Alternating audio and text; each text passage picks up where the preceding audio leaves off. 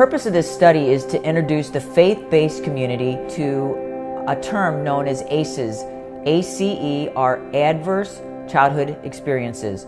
Our childhood experiences, both good and bad, will shape who we are. And so I got to thinking, what does the Bible have to say about all of this?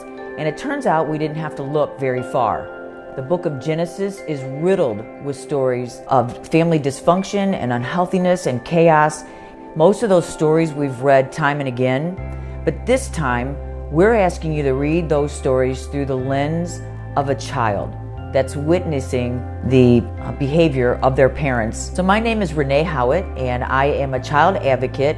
I formed a child advocacy organization in 2009 called COPE 24. COPE stands for Changing Our Parenting Experience, and 24 is in 24 hours a day. We have written a Bible study together. Family, it's complicated because we're trying to bring our faith-based communities into the world of ACEs, adverse childhood experiences. I'm Tim Wiesman, and I served as a parish pastor for 11 years before starting my own ministry of writing and speaking, and I'm an author of over 50 books. And I came to him with this project, and he's writing the spiritual aspects of this study, which I could not have done. And he allowed me then to put in some of the more practical questions, because those are the things that I run into. We had 2 children in our lives about 20 years ago, and we could tell in fairly short order that these children were, at best, being severely neglected. We made that hotline call, and we were the ones that ended up fostering these children. It extended over a 4-year period, and we learned a lot about children that are abused and neglected. Our family also has a foster child that we adopted. Learned so much that I had no idea what was going on. So we think that this study is going to be a real blessing, and I know I enjoyed working on it. And every time you get into Scripture, you learn something else, and you're just amazed. And that is why this study is so important, to open the door to everybody in our communities. Our students, our youth are the future. They're the future parents, and that's why we began there.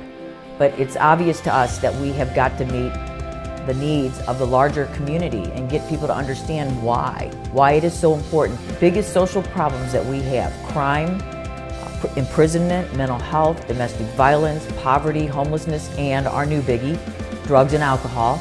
We know that 70 to 85% of all of the people in those groups are children that grew up in dysfunctional homes. When children are taken into care, go into custody of the state, and placed in foster care or kinship care or group home or residential facility, all of them, the parents, will have to go to parenting classes if they want to get their children back. And all we're saying is that why aren't we doing that up front? And so by having these discussions now in a faith setting, in community groups and Bible studies, we can share our own experiences, and we can understand that even if we are parents and we've messed up, or we're grandparents and we've messed up, that's okay. There still is room for healing. That's what we're trying to do.